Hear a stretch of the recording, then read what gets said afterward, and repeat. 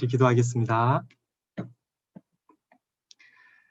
우리 영혼을 사랑하시고 늘 함께해 주시며 저희의 발걸음을 인도해 주시는 고마우신 하나님 아버지, 죄 많고 허물 많은 저희들을 먼저 사랑해 주시고 예수님의 귀한 보혈로 우리의 죄를 영원히 속죄하여 주시고 또 예수님이 고통받으시고 또 죽으시고 또 부활하심으로 이루신 그 귀한 복음을 저희가 듣고 믿음으로 이제는 하나님의 자녀로 천국 갈 수 있는 친백성으로 거듭날 수 있도록 구원해 주신 은혜에 진심으로 감사드립니다.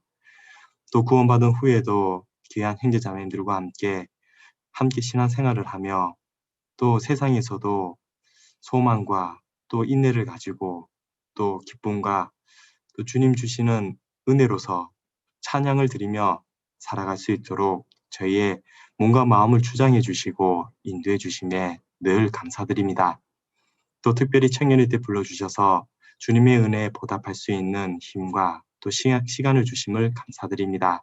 이 청년의 때를 정말 주님 영광을 위하여 보낼 수 있도록 더욱더 우리 청년의 형제자매님들을 사랑해 주시고 또 말씀으로 인도해 주시고 또 지혜와 명철을 더해 주셔서 정말 세상에서 정말 하나님의 영광을 나타내는 그런 우리 형제자매님들이 되기를 간절히 기도합니다. 오늘도 허락해 주신 청년의 모임으로 한자리에 모였습니다. 말씀으로 교훈하여 주시고 또 간증으로 서로 알아가며 또 은혜를 받아가며 또 이뤄진 영혼들에게 정말 갈 수 있는 그런 힘을 더해 주시는 그런 귀한 청년의 교제 시간이 되기를 원합니다. 사정으로 인하여 참석지 못한 형제자매님들도 있는 그곳에서 하나님의 영광을 나타낼 수 있도록 더욱 함께하여 주시고 동일한 은혜를 내려주셔서 우리 중에 그 누구 하나도 다시 세상으로 흘러가지 않도록 붙잡아 주시기를 간절히 기도합니다.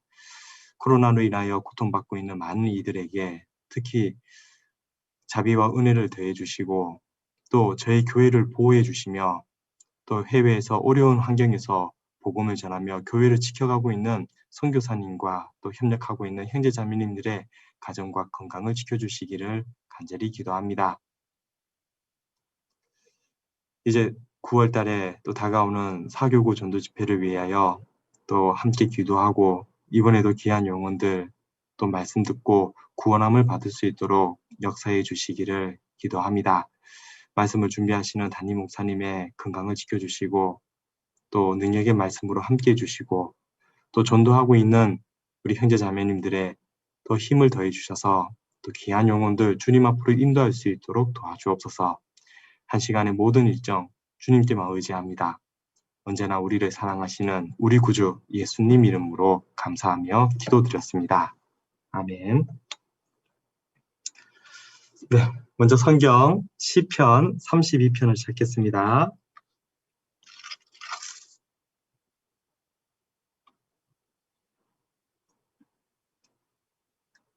시편 32편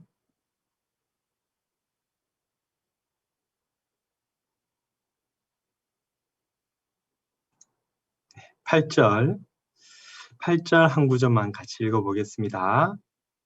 내가 너의 갈 길을 가르쳐 보이고 너를 주목하여 훈계하리로다. 여기 내가 너의 갈 길을 가르쳐 보이고 너를 주목하여 훈계하리로다. 오늘 함께 또 상고할 말씀은 우리가 구원받은 그리스도인이기 때문에 이 그리스도인의 가장 큰 어떻게 모형을 또 본을 보여준 그 구약의 한 인물 다윗이죠. 그 다윗의 그 삶이 정말 우리가 저와 같이 따라가야 되겠다. 그리고 다윗은 그 또한 하나님 앞에 늘 기도하기를 정말 다윗의 그 삶이 그렇게 순탄하지는 않았잖아요. 아주 많은 어려움과 고난도 있었고 오히려 하나님의 뜻 가운데 살고자 했을 때 더 어려움도 있었지만 그래도 주님을 의지하는 그 가운데 뜻을 모두 이루고 정말 이스라엘에서 가장 위대한 왕으로 이제 삶을 또 마감하게 됩니다. 자, 그 가운데서 하나님도 늘 말씀하시기를 내가 너의 갈 길을 가르쳐 보이고 너를 주목하여 훈계하리로다. 자, 이 말씀처럼 그리스도인이 걸어가야 될 길이 있는데 그 길을 하나님은 반드시 가르쳐 보여주신다고 하셨고 그 길을 잘 갈 수 있도록 훈계도 하신다고 하셨습니다. 하지만 주목하는 게 더 중요하죠. 정말 우리에게 하나님이 걸어가려고 하는 그리스도인의 길, 잘 걸어가고 있는지 하나님은 주목하여 보고 계신다고 했습니다. 우리 형제자매님들이 인생을 어떻게 살아갈까? 이제는 하나님께 모든 걸 의지하고 하나님이 인도하는 길을 걸어가고 싶은데 그렇다고 가만히 있는다고 하나님이 인도해 주시는 건 아니죠.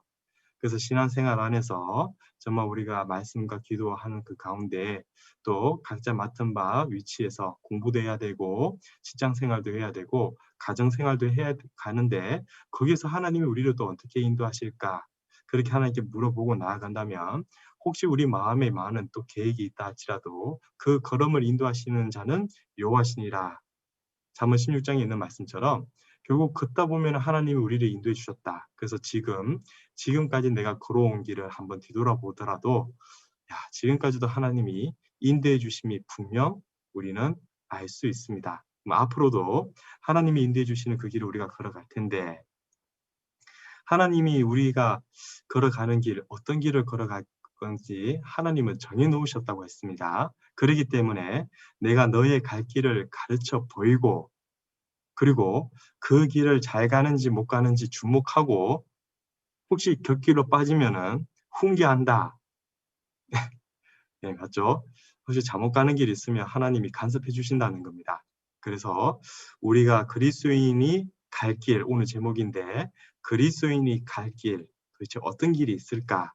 그런 것을 한번 좀 살펴보면서 나는 지금 그 길을 잘 걸어가고 있는지, 근데 왜 이 길이 나의 이런 길이 왜 하나님이 이런 길을 가라고 했을까? 네, 그런 것도 한번 살펴보면서 먼저 성경에는 하나님이 인도하시는 그 길이 있다. 근데 그 길을 갈 때 반드시 기억해야 될 것이 하나님이 먼저 가르쳐 보여주신다고 했어요. 잠언 4장을 먼저 찾아보겠습니다. 본문 말씀은 짧으니까 다 기억하시고 잠언 4장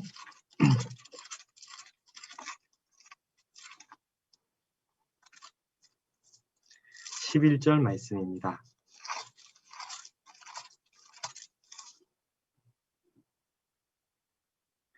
잠언 4장 11절 내가 지혜로운 길로 내게 가르쳤으며 정직한 첩경으로 너를 인도하였은즉 정말 하나님은 정말 우리가 걸어가는 그 길, 그 지혜로운 길, 하나님의 말씀이 인도되는 길이죠. 지혜는 항상 예수님과 하나님을 뜻하고 있으니까. 근데 그 길을 가르쳤고 그 정직한 첩경으로 인도하였는데 근데 그 길을 걸어갈 때는 어떤 결과가 있느냐 12절 한번 같이 읽어보겠습니다. 다닐 때 내 걸음이 곤란하지 아니하겠고 달려갈 때에 실족하지 아니하리라. 그 길을 하나님은 지혜로운 길을 가르쳐 오고 그 길을 인도하시는데 혹시 그 길을 걸어갈 때 걸음이 혹시 곤란하지 아니하겠고 달려갈 때 실족하지 아니하리라. 때로는 이 길 평탄한 길은 아닌 것 같습니다. 그리고 쉬운 길도 아닌 것 같아요. 갑자기 좀 당황할 수도 있고 힘들어할 수도 있고 와 어떻게 보면 좀 당황이 돼서 이 곤란할지도 몰라도 곤란하지 않게끔 그리고 그 길을 우리는 빨리 가야 되는데 혹시 빨리 걸어간다 하더라도 달려간다 하더라도 실족하지 않게끔 하나님은 먼저 가르쳐 그 길을 보여주신다고 했어요. 그래서 우리가 걸어가는 이 길, 정말 하나님이 인도하시는 이 길, 도대체 어떤 길이 먼저 있을까? 먼저 가르쳐 주시기를 그리스도인이 걸어가는 길은 크게 두 가지가 있는데 먼저는 누구나 다 걸어가야 되는 보편적인 길이 있고 또 특별한 믿음과 특별한 뜻 가운데 걸어가야 되는 특별한 길이 있다. 다시 말해서 우리가 구원받고 주님 앞에 서는 그날까지 구원받았다면 모두가 공통적으로 같이 걸어가야 되는 보편적인 길이 있는데 그 길이 어떤 길인지 먼저 한번 살펴보도록 하겠습니다. 그 길을 하나님은 잘 걸어가고 있는지 주목한다고 돼 있죠. 관심을 가지고 주의 깊게 살핀다고 했는데 그 길을 잘 못 가고 있으면 훈계한다. 타일러서 잘못이 없도록 주의한다. 완전히 곁길로 나가면 죄송하지만 때려서라도 그 길로 가면 안 된다. 훈계 주신다는 거예요. 그럼 보편적인 길이 있고 특수한 길이 있는데 보편적인 길이 뭘까? 그거 먼저 한번 살펴보겠습니다. 신명기 8장 한번 찾아보겠습니다.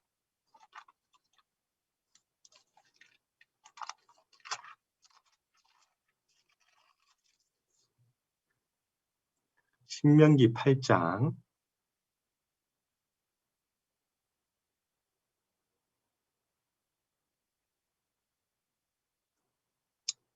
신명기서 8장 2절입니다. 신명기서 8장 2절, 3절. 신명기서 8장 2절. 신명기 8장 2절, 3절. 내 하나님 여호와께서 이 40년 동안에 너로 광야의 길을 걷게 하신 것을 기억하라. 이는 너를 낮추시며 너를 시험하사 내 마음이 어떠한지 그 명령을 지키는지 아니 지키는지 알려 하심이라. 너를 낮추시며 너로 줄이게 하시며 또 너도 알지 못하며 내 열조도 알지 못하던 만나를 내게 먹이신 것은 같이 읽어보겠습니다. 사람이 떡으로만 살 것이 아니요 여호와의 입에서 나오는 모든 말씀으로 사는 줄을 너로 알게 하려 하심이니라. 자, 구원받은 그리스도인이 걸어가는 보편적인 길, 첫 번째는 바로 광야길입니다. 광야길.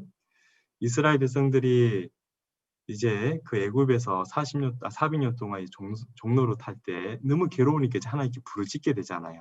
그때 이제 모세를 보내서 이스라엘 백성들을 다 출애굽시키는데 유월절 사건을 통해서, 그러니까 피 사건을 통해서 그들을 출애굽시켰다. 먼저 애굽에서 탈출시킨 것은 예수님 피로 구원받은 그 시점을 말하고, 이제 홍해를 가르고 광야로 들어가는 것은 이제 침례를 뜻하고, 그 광야에 40년 동안 주 돌면서 마지막에 가나안 땅에 들어가는 그 모습을 두고 40년 동안의 우리의 신앙생활 후에 천국에 들어가는, 그 가나안 땅에 들어가는 그는 우리 구원받은 그리스도인이 걸어가는 보편적인 길을 모형으로 일단 둔 겁니다. 자, 그러면 여기 있는 대부분 우리 형제 자매님들이 구원을 받았고 침례 받으셨고, 그리고 이제 걸어가는 지금 길은 바로 광야길이죠. 그러면 이 광야길이 어떤 길이냐? 광야에서는 하나님이 그 성막을 중심으로 낮에는 구름 기둥, 밤에는 불 기둥, 그리고 많은 정갈이 이렇게 주변에 있지만 그것을 막아주시고, 그렇게 보호해 주시지 않으면 살아갈 수 없는 그런 삭막한 광야길이라는 거예요. 그리고 광야에서는 물이 없을 때는 하나님 물을 주시고, 고기 먹고 싶을 때는 메추라기 보내서도 고기도 먹게 해주시고, 하지만 가장 중요한 것은 날마다 주시는 만나, 하늘 양식이죠. 그것을 먹으면서 이스라엘 백성들이 40년 동안 그 광야길을 걸어서 가나안 땅으로 들어갔다는 겁니다. 그러면 우리 구원받은 그리스도인이 40년 동안 광야길을, 광야교회라고도 하는데 이 길은 어떤 길이냐? 평탄한 길은 아니죠. 메마른 땅일 수도 있습니다. 때로는 적막합니다. 물도 못 얻을 수 있어요. 그러나 하나님이 늘 보호해 주시고 하나님이 늘 인도해 주시는 길이 있기 때문에 하나님이 인도해 주신 그 보호하심 아래서만 살아갈 수 있는 길이 구원받은 그리스도인의 신앙의 길입니다. 이건 보편적인 길이에요. 누구든지 이 길은 걸어가야 되는 거예요. 떨어지면 어떻게 되느냐? 아멜렉 족속에게 잡히기도 하고, 대열에서 이제 이게 만나를 못 먹고 약해져 있으면은 하나님이 또 성막을 또 움직이며 따라가야 되는데 그 길이 맨날 며칠 연속될 때는 제대로 하나님이 주시는 양식을 못 먹으면 지쳐 이렇게 쓰러지기도 하고, 그러나 그 보호하심 안에 잘 붙어만 있으면 끝까지 걸어갈 수 있는 길이 이 광야 40년 길입니다. 하지만 대부분이 불평불만하다가 1세대는 다 엎드러지잖아요. 1세대는 다 엎드러지는데 갈렙과 여호수아만 2세대와 함께 가나안 땅에 들어가게 됩니다. 자, 이것을 봤을 때 보편적으로 누구나 걸어가는 이 광야길 넘어지는 사람도 많구나. 실제로 지금 구원받고 신앙생활을 같이 했던 형제 자매님들이 참 지금 옆에 있으면 다 같이 있으면요. 예, 지금 아마 우리 여기 김포교회도 어마어마할 겁니다. 하지만 어느 순간 다 보이지 않고 또 신앙이 실족되기도 하고 또 연약한 가운데 좀 불안하기도 한데 왜 하나님이 이런 광야길을 왜 구원받은 그리스도인에게 보편적으로 걸어가게 하셨을까? 그 걸어가게 하시는 그 뜻이 여기 2절에 다시 나와 있죠. 다시 2절을 보겠습니다. 내 하나님 여호와께서 이 40년 동안의 너로 광야길을 걷게 하신 것을 기억하라. 왜? 이는 너를 낮추시며 너를 시험하사 내 마음이 어떠한지 그 명령을 지키는지 아니 지키는지 알려 하심이라. 전적으로 하나님의 도우심이 있어야만 걸어갈 수 있는 그 광야길인데 왜 하나님은 40년 동안 이 길을 걸어가게 하셨느냐? 먼저는 너를 낮추시며 너를 시험하사 내 마음이 어떤지 정말 하나님의 말씀을 명령을 지키고 사는지 안 사는지 알려 하심이라. 목적이 뭐냐면 너를 낮추사라는 거예요. 그래서 이런 거 보면 정말 이 성경에서 하나님이 먼저 우리 갈 길을 가르쳐 보여주신다고 했죠. 이스라엘 백성들이 그 40년 동안 그 광야길을 걸어가신 것을 우리에게 가르쳐 주신 것은 우리도 똑같이 이런 길이 있구나, 광야길이 있구나. 이것을 딱 생각하고 우리 신앙의 예산을 다 집어넣어야 된다는 거예요. 구원받고 평탄한 길만 있는 게 아닙니다. 그렇다고 험악한 적막한 길만 있는 게 아니에요. 필요할 때 하나님이 다 채워주시고 또 춥지 않게 덥지 않게 인도해 주시고 항상 하나님이 부족하지 않게끔 신발도 떨어지지 않고 옷도 해하지 않게끔 보호하심이 있잖아요. 그런데 그래도 위험이 도사리고 있고 항상 적이 따라오고 있고 똑같이 우리 신앙생활이 그와 똑같다는 겁니다. 그래서 하나님이 먼저 구원받은 그리스도인에게 보편적으로 광야길을 허락하셨다. 근데 왜 이 길을 주셨을까? 나를 낮추시려고. 그럼 목적은 뭘까요? 마침내는 어떻게 될까? 16절입니다. 16절. 내 열조도 알지 못하던 만나를 광야에서 내게 먹이셨나니. 남은 말씀을 같이 읽겠습니다. 이는 다 너를 낮추시며 너를 시험하사 마침내 내게 복을 주려 하심이었느니라. 왜 하나님이 그냥 평탄한 길을 허락하시지 왜 이렇게 어려운 길을 허락하셨느냐? 마침내는 나에게 복을 주시려고, 축복을 주시려고. 자, 보세요. 하나님이 나를 광야의 길을 걷게 하신 것이 나를 못되게, 잘못되게, 나를 괴롭히게 하려고 일부러 그런 길을 인도해 주셨느냐? 아니라 마침내 우리에게 복을 주시려고 이 길을 인도하셨다는 겁니다. 자, 그런데 이 구원받은 그리스도인 지금까지 우리 신앙생활 하다 보면 이게 맞아요. 이게 맞습니다. 자, 보세요. 구원받은 사람이면 누구든지 이 말씀에 공감이 됩니다. 왜냐하면 틀림없는 하나님 말씀이거든요. 나를 그냥 편안하게 살게끔 내버려뒀으면은 여기 우리 가운데 아무도 그 누구도 하나님이 쓸 수 있는 사람은 아무도 나타나지 않습니다. 그냥 우리 그냥 편안하게 그래 마음대로 살아봐라 내버려 놨다면은 그 누구나 하나님 앞에 쓰임 받을 수 있는 그릇은 나오지 않는다는 거예요. 그러나 우리를 정말 이렇게 광야의 40년 길처럼 광야길을 들어가서 고되고 험난한 길, 시험길, 나를 낮추시고 정말 주변에 많은 위험이 있기 때문에 주님만을 의지할 수밖에 없는 이런 길을 걸어가게 됐을 때 뭐가 되냐면 하나님 나를 이렇게 쓰시려고 연단시켜 주시고 훈련시켜 주시는구나. 그래서 만약 내가 그냥 편하게 놔뒀다면 나는 하나님 앞에 쓰임도 못 받고 분명 이 자리에 주님 앞에 있지 않을 그런 사람인데 하나님이 구원받고 난 다음에 나를 이 광야길을 걷게 하셨는데 이것은 하나님이 나를 낮추시고 하나님을 의지하면서 끝까지 이 길을 걸어가라고 그리고 그 마침내는 복을 주려고 하나님이 나에게 허락하신 길이구나. 이것을 우리 신앙의 예산에 딱 집어넣고 신앙생활하면은 사실 광야 40년 그 길 해볼만 합니다. 그리고 우리 진짜 우리 신앙 지금 뭐 모이지 못하고 비대면으로 이렇게 하고 있지만 이것도 신앙의 일부분이기 때문에 할만합니다. 부족한 게 아니라는 거예요. 그리고 정말 하나님이 함께 하신다는 것을 우리가 알기 때문에 그러면 좀 더 힘을 내 갖고 담대하게도 살아갈 수 있는 거예요. 그러나 구원 받았는데 이제 천국 갈 줄 알았는데 왜 이렇게 신앙생활이 힘들고 왜 이렇게 답답하고 어렵냐? 광야길이라는 것을 생각지 못한다면, 그 예산에 넣지 못한다면 올라오는 게 뭡니까? 불평불만만 올라오는 거예요. 그 불평불만 때문에 이스라엘 백성들이 거의 대부분 넘어지잖아요. 신앙생활도 마찬가지라는 겁니다. 그래서 우리가 걸어가는 이 보편적인 신앙의 길, 이거 광야길이구나. 꼭 예산에 넣으시고요. 이 길을 걸어갔을 때는 마침내 하나님이 우리에게 복을 주시려고 끝까지 그러면 복 주시거든요. 그리고 그 가운데도 하나님이 역사해 주시는 게 많다는 겁니다. 그래서 시편에 여러 군데 보면 여호와께 감사하라. 그 선하시며 인자하심이 영원함이로다. 강한 손과 펴신 팔로 인도하여 내신 이에게 감사하라. 그 인자하심이 영원하심이라. 우리를 광야 가운데로 인도하시는 이에게 감사하라고 되어 있습니다. 이스라엘로 그 가운데 통과케 하시는 이에게 감사하라. 왜? 결국 그 가운데 하나님이 우리를 기업을 주시고 기업의 땅으로 주시고 마침내는 가나안 땅에 집어넣었거든요.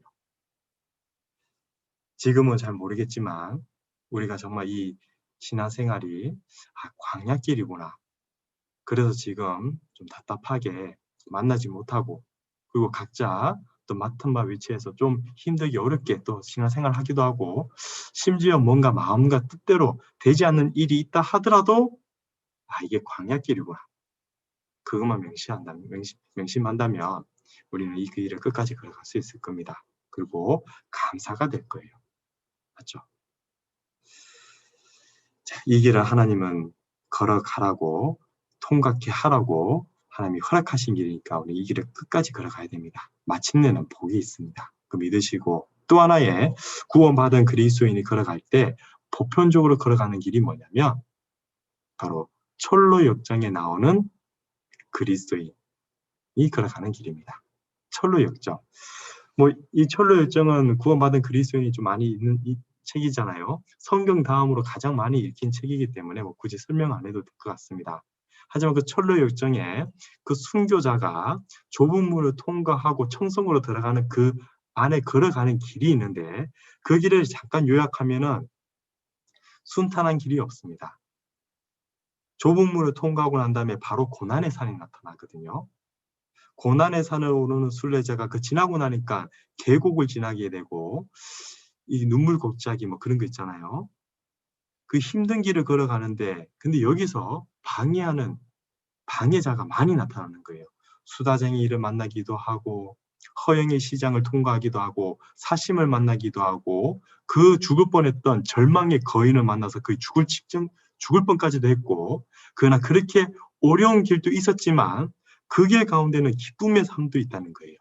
그리고 중간중간 외롭지 않게 함께 동력할 수 있는 많은 동력자도 같이 걸어가는 그 철로 일정의 길이 우리가 걸어가는 길입니다. 그러나 아첨꾼도 나타나갖고 자꾸 옆길로 빠지라고 하나님이 허락하신 그 종로로 가면 죽는다고 옆길로 빠지라고 그렇게 게임에 빠지기도 하며 그 길을 함께 걸어갈 수 있는 동력자도 주셨지만 거짓 동력자, 거짓 선지자도 붙여지기도 하거든요. 그 마지막 청소 문 앞에까지 함께 갔던 거짓 선지자가 있으면 그 이름이 무지라고 하는데 그 무지라고 하는 그 사람은 그 선지자는 자기는 천국 들어갈 줄 알고 같이 순례자와 함께 천국 문 앞까지 갔지만 천국 문 앞에서 떨어지거든요. 지옥으로. 이게 진짜 무지가 무서운 겁니다. 자, 그러나 결국 이렇게 해서 천성에 들어간 순례자를 보면서 우리 신앙생활을 어떻게 한번 하나님을 알려주시느냐. 이 철로 역정을 먼저 보여주시면서 우리의 길을 가르쳐 보여주시는데 우리는 순례자와 같은 바로 나그네 인생, 행인 같은 인생 그런 신앙이 우리가 걸어가야 되는 길이구나 알려주셨던 거예요. 베드로전서 2장을 찾아보겠습니다.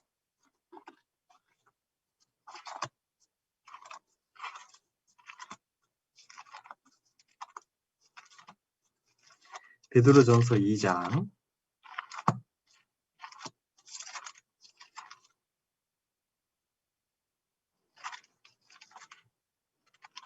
11절 말씀입니다. 베드로전서 2장 11절 말씀.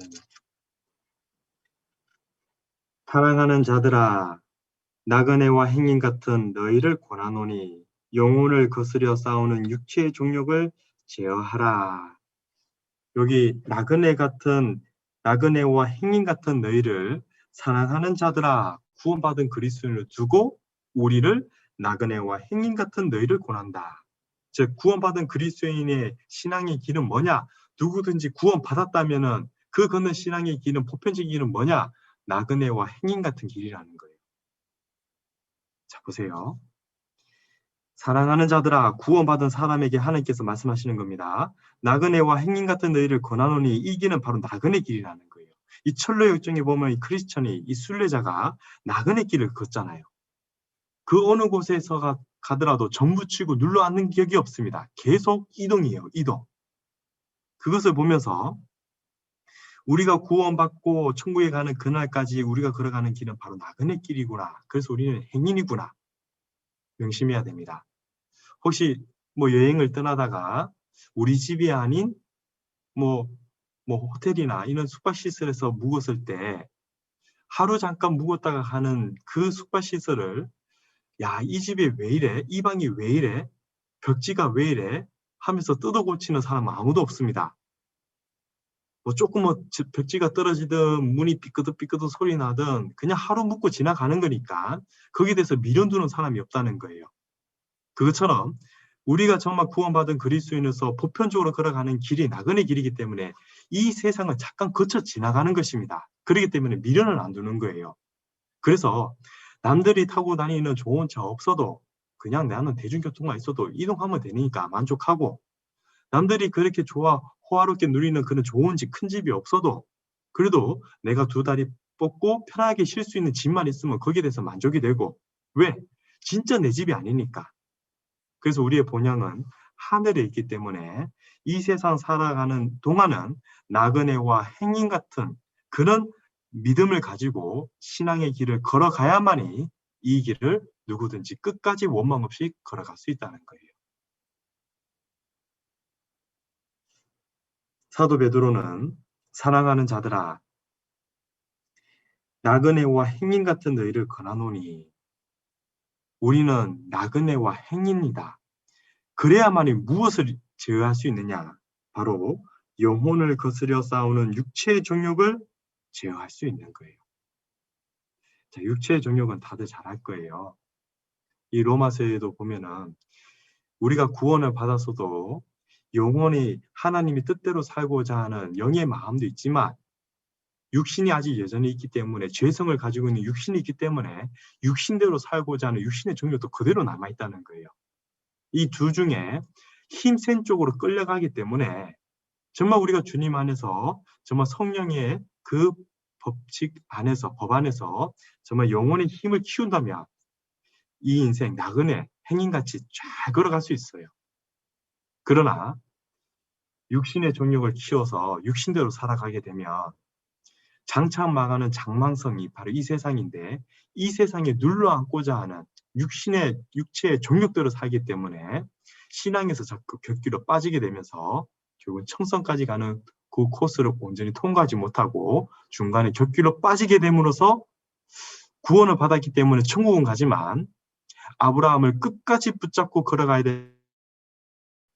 결국은 소돔과 고모라 성을 바라보고 곁길로 빠져갔고 모든 것을 잊고 불꽃 가운데 부끄러운 가운데 구원받은 롯처럼 잘못하면 우리가 부끄러운 가운데 주님 앞에 설 수도 있다는 거예요. 육체의 정욕을 어떻게 제어할 수 있을까? 방법은 우리 신앙길 이거는 나그네 길이다. 행인 같은 길이다. 그러니까 모든 것이 그냥 지나가는 거기 때문에 그냥 스쳐 지나가는 거기 때문에 미련 두지 말자는 거예요. 그리고 정말 중요한 것이 뭐냐? 나그네와 행인 같은 그 옛날에 정말 나그네와 행인의 가장 중요한 것이 뭐였으면 같이 걷는 동역자거든요.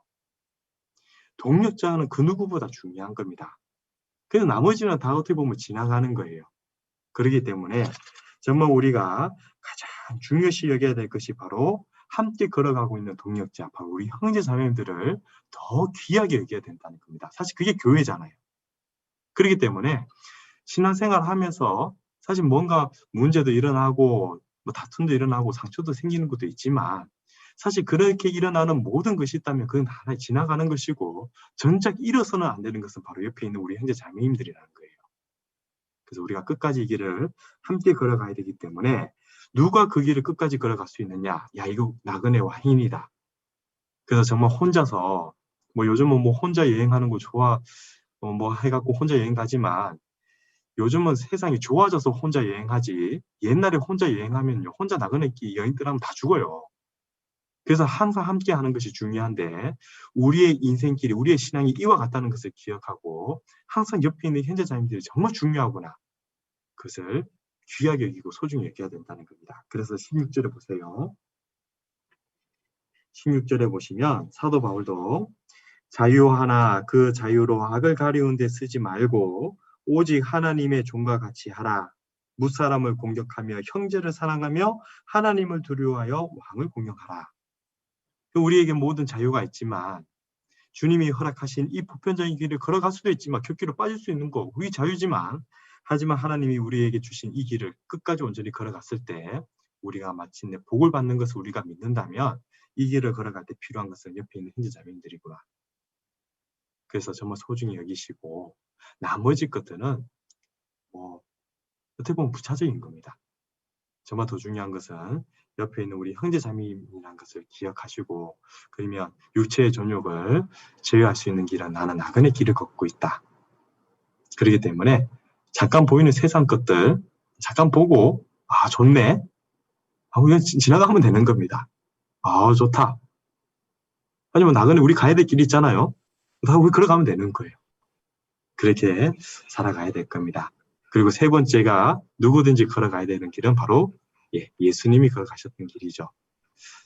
예수님이 어떤 길을 걸어가셨는지 잘 알 겁니다. 우리를 구원해 주시기 위해 우리가 지은 죄를 모두 짊어지시고 십자가에 그 골고다 언덕길을 걸어가셨는데 그 길을 걸어가신 예수님의 길을 우리가 걸어가야 됩니다. 보편적인 길이에요. 피할 수 없습니다. 누구든지 이 길은 걸어가야 됩니다. 19절을 보겠습니다. 19절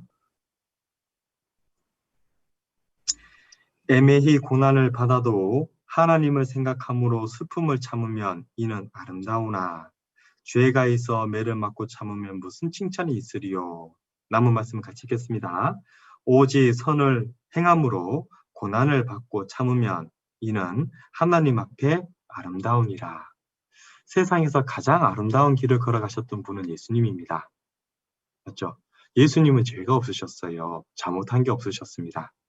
하지만 우리를 사랑하시고 우리 죄를 해결해 주셔야 우리를 천국으로 인도해 주시기 때문에 그리고 우리를 천국으로 이제 구원해 줄 수 있기 때문에 우리 죄를 대신 짊어지시고 그 험난한 골고다 그 십자가를 지시고 골고다 언덕 길을 걸어가셨던 거예요.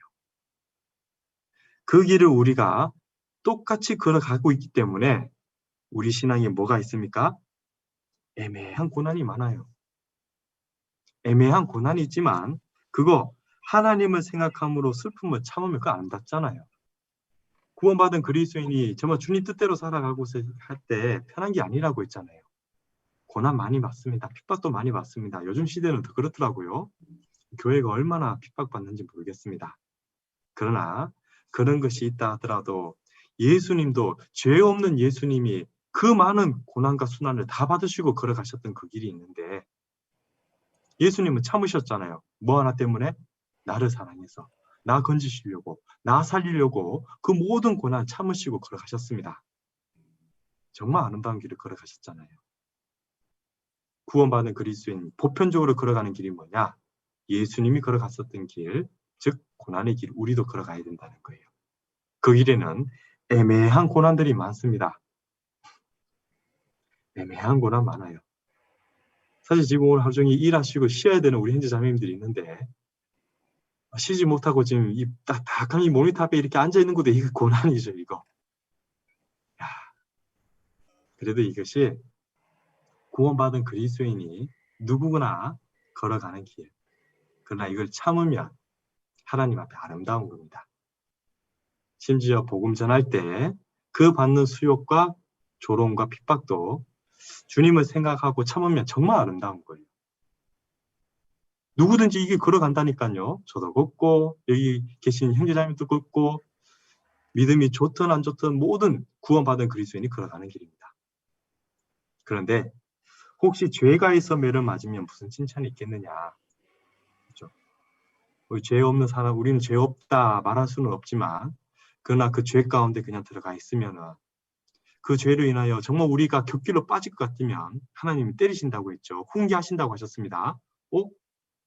종로로 잘 걸어가지 못하고 있네.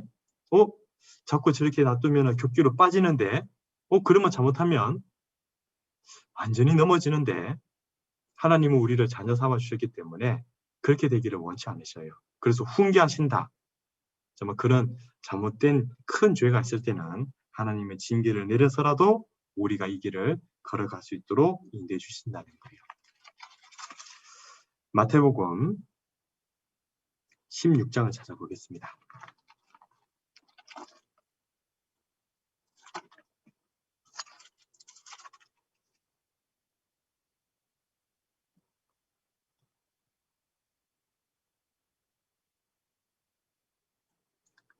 마태복음 16장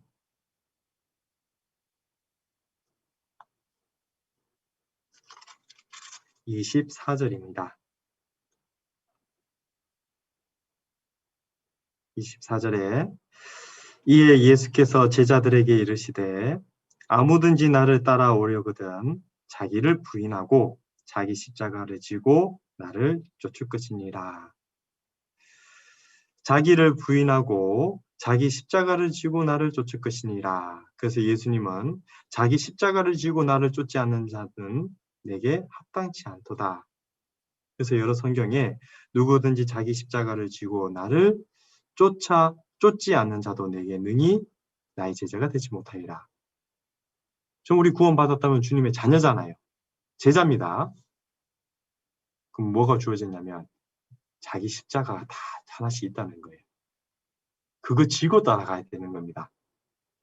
근데 그 십자가 아시잖아요. 그건 고난의 십자가잖아요. 편한 게 아니라는 거예요. 힘든 게 있습니다. 그러나 예수님이 먼저 우리의 죄짐을 우리가 지은 죄짐을 죄에 대한 십자가를 예수님이 먼저 짐을 지시고 십자가에서 피 흘려서 갚아주셨기 때문에 정말 우리가 그 무거웠던 감당할 수 있는 죄짐은 예수님이 들어주셨고 대신 예수님이 지고 계셨던 나의 멍에를 지고 내게 나를 따르라. 그 예수님이 따라오라고 했을 때 예수님이 지어주시는 그 멍에는 사실 그렇게 무거운 건 아니에요. 쉽다고 돼 있죠. 그렇기 때문에 나만 바라보면은 정말 나에게 왜 이렇게 큰 고난이 있을까 하고 자기 십자가가 무거운 걸로 보일지 모르겠지만 사실 그 안에는 정말 무거운 거는 예수님이 벌써 짊어주셨고 예수님이 우리에게 지어주신 어떻게 보면 멍에나 마찬가지인데 그 멍에는 결코 무거운 게 아니고 쉽다고 되어 있습니다. 그래서 보면 우리가 예수님의 제자로서 따라가는 이 길은 예사는 뭡니까? 그냥 쉬운 길, 편안한 길, 그 길은 아니구나. 특히 주님 앞에 더 쓰임받는 제자가 되기 위해서는 주님이 더 부르시거든요. 그러면 주님의 제자들도 얼마나 고난이 많았습니까? 그러면 쓰임받으면 쓰임받을수록 더 어려움과 고난이 있다. 이게 우리가 구원받은 그리스도인이 걸어가는 보편적인 길이라고 예산에 다 집어넣어야 끝까지 이 길을 같이 걸어갈 수 있습니다. 그러니까 자기 십자가는 다 있어요. 하지만 내 십자가 나만 바라보면 무거울지 모르겠지만 주님을 바라보면 그거 무거운 거 아니잖아요. 그리고 예수님이 또 짊어주셨다면 사람이 감당할 시험이라고 있기 때문에 누구든지 다 짊어지고 끝까지 걸어갈 수 있는 것들이라는 겁니다. 그래서 지금 아마 다들 각자 이렇게 보편적인 길을 이건 보편적이라고 있기 때문에 누구나 다 이 길을 걸어가고 있을 거예요. 다. 그러나 우리가 꼭 알아야 되는 것은 이 보편적인 길의 결국은 반드시 생명길로 연결된다. 축복으로 연결된다. 그거 하나는 우리가 꼭 기억해야 됩니다. 우리 잠언 15장 찾아보겠습니다. 잠언 15장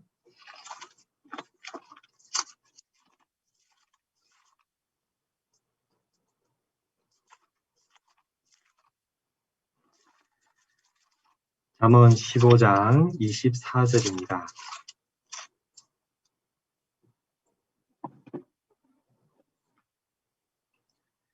잠언 15장 24절 같이 읽어보겠습니다. 지혜로운 자는 위로 향한 생명길로 말미암으로 그 아래에 있는 음부를 떠나게 되느니라. 지혜로운 자는 위로 향한 생명길, 즉 생명길로 나옵니다. 생명길은 위로 향해 있어요. 그러니까 이 시간이 지나가면 갈수록 발전하게 되어 있고 그리스도인들이 걸어가야 할 길은 어쨌든 간에 위로 향해 있다는 것을 기억하셔야 돼요. 생명이 있는 것은 반드시 위로 향하게 되어 있습니다. 이 나무도 이렇게 씨를 심으면 이 뿌리는 밑으로 내려가서 탄탄하게 되지만 결국 열매 맺는 것은 위로 올라가잖아요. 위로 향하는 것처럼 나의 인생길도 살펴보면 정말 우리의 신앙 돌아보면 결국 계속 위로 올라가고 있는 겁니다. 하지 않고 중간중간 곁길로 빠지면 잠깐 밑으로 내려갈지 몰라도 결국은 다시 위로 올라가는 길이라는 거예요. 그것을 기억하고 내가 세상을 향해서는 죄와 싸우겠다. 거룩을 추구하며 살아가야 되는 이 길, 그래, 이 길이 하나님이 허락하신 신앙의 길이라면 편한 길은 아니다. 그래서 계속 이 길을 걸어갈 때는 위로 향하는 길이니까 이거 힘 들어간다. 힘 들어가니까 예산을 집어넣자. 그렇게 우리가 이것을 바라보면서 살아간다면 지혜로운 자, 위로 향한 생명길로 말미암아 그 안에 있는 음부에서 떠나게 되느니라. 진짜 이게 세상에 있는 그 모든 것에서 이제 떠나서 하늘을 향해서 나아가기 때문에 정말 주님 앞에 섰을 때는 정말 그 영광과 축복이 다 기다리고 있을 거예요.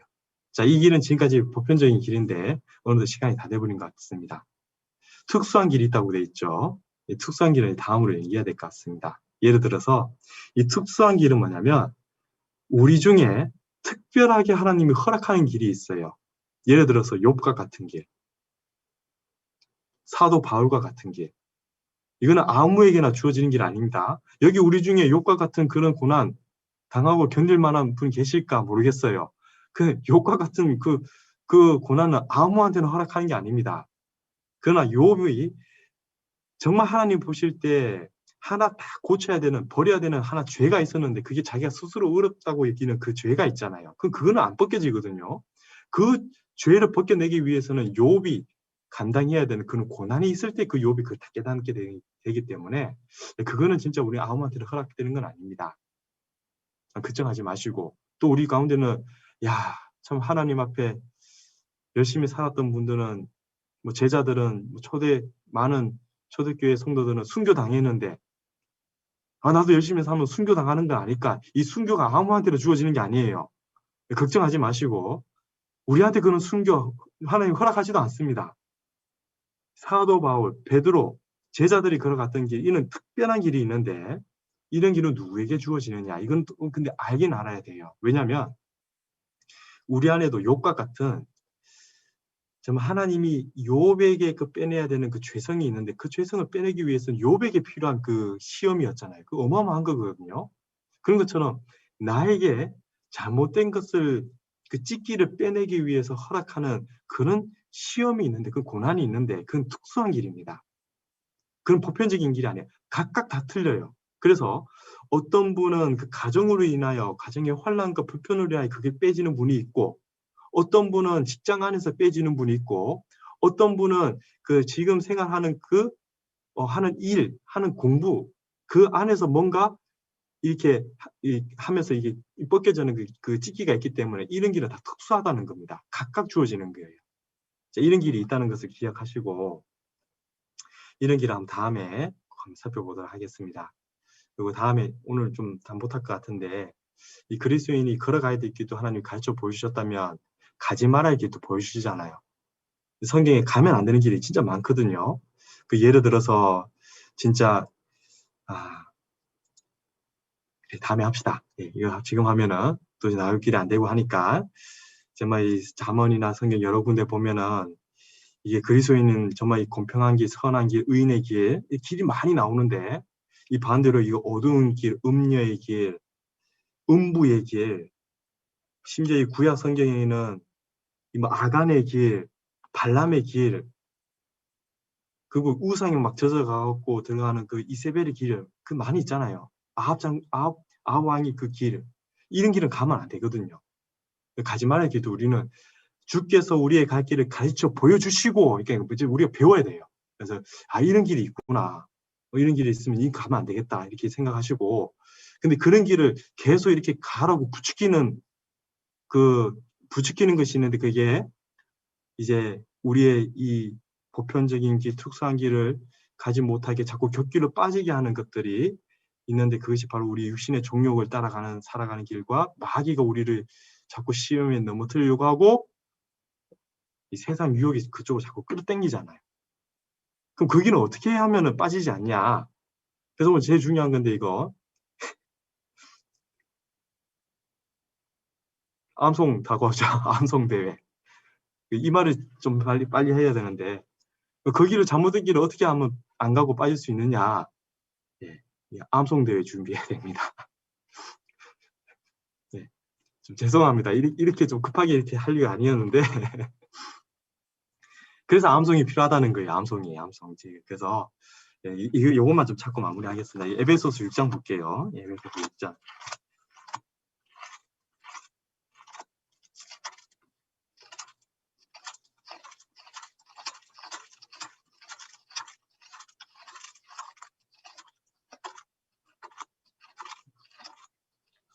에베소서 6장. 이거 자연스럽게 넘어가야 되는데 이거 좀 너무 티났습니다. 이거 꼭 주문 받아서 이렇게 얘기하는 거 아닌가. 죄송합니다. 오랜만에 이게 인터넷 앞에 쓰다 보니까 시간 분별을 못 하겠어요. 네, 에베소서 6장 네, 10절입니다. 에베소서 6장 10절. 정말로 너희가 주 안에서와 그의 힘의 능력으로 강건하여지고 11절 같이 읽겠습니다. 마귀의 계계를 능히 대적하기 위하여 하나님의 전신갑주를 입어라. 우리 청년 때 가장 많이 배우는 것 중에 하나가 우리가 주의 용사, 주의 군사로서 주님이 허락하신 그 종로로 잘 걸어가기 위해서는 뭐가 필요하냐? 이 외부로부터 공격이 많이 오는데 특히 마귀가 아니면 세상 유혹을 통해서 우리 종족도 곁길로 빠지려고 자꾸 이렇게 이 코너로 유인하는데 그 길을 빠지지 않게끔 꼭 입어야 될 것이 뭐냐? 이제 전신갑주예요. 군사가 전신갑주를 입고 나가지 않으면은 이게 좀 싸울 수가 없잖아요. 자, 근데 이제 주 에베소서 이제 10장부터 이제 20절까지 쭉 나오는 것 중에 이제 살펴보면은 그의 전신갑주 중에서 대부분이 이제 몸에 이렇게 입는 방어용 무기, 뭐 투구나 이제 흉배, 그리고 의에 뭐 이제 띠, 그리고 투구, 방패. 자, 이런 것은 다 방어용입니다. 방어용. 방어용은 뭐냐면 이거 우리가 말씀 안에서 이제 잘 듣다 보면 이제 알아가고 깨달아가면서 그렇구나 이렇게 어느 정도만 딱 이렇게 교제 안에 있으면 이게 방어가 된다는 겁니다. 자, 그러나 마귀를 능히 대적하라. 근데 마귀의 계계라고 되어 있죠. 이 속임수거든요. 그러면 이 길이 눈에 보기에는 사람들이 많이 걸어가는 것처럼 이게 걸어가도 괜찮겠지 하는 그 길이 마귀가 이게 옮어 놓은 이 계계의 길, 잘못된 실족의 길이 될 수 있기 때문에 이런 길을 가지 않기 위해서는 이 마귀가 딱 준비하고 있기 때문에 마귀와 대적하면서 싸워야 되는 겁니다. 자, 그러기 위해서는 반드시 싸울 수 있는 공격형 무기, 뭡니까? 공격형 무기가 바로 17절에 구원의 투구와 성령의 검, 곧 하나님의 말씀을 가지라 라고 되어 있죠. 그러니까 곁길로 빠지게끔 유혹하는 것들이 많은데 거기에서 빠지지 않고 마귀를 대적해서 이렇게 다시 우리가 걸어가야 종로로 가기 위해서는 반드시 싸워야 되는데 그러기 위해서는 검이 있어야 된다. 성령의 검이다. 말씀의 검을 꼭 가지고 있어야 된다. 그러기 위해서 청년에서 준비하고 있는 이 암송대회 이거 잘 준비해야 되는 거예요. 왜 그러냐면 자, 보세요. 우리가 교제 안에만 있어도요. 교제 안에 있어도 웬만한 것은 다 보호가 됩니다. 방어가 돼요. 자, 그러나 언젠가는 한 번은 격길로 빠지게끔 큰 시험거리가 오는데 그 시험거리에서는 반드시 마귀를 대적해야만이 그 길을 빠지지 않고 이길 수 있다는 거예요.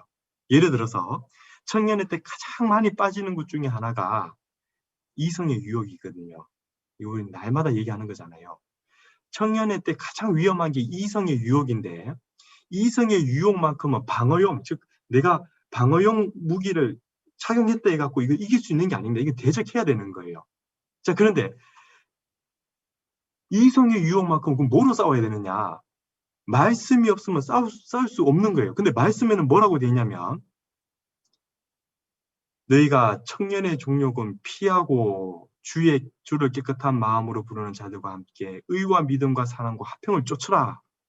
즉, 야, 이 청년의 종욕은 내가 반드시 이거 마귀가 이걸 가지고 나를 넘어뜨리려고 다가올 때는 말씀으로 싸워야 되는데 이 말씀이 없으면 다 넘어진다는 거예요. 뭡니까?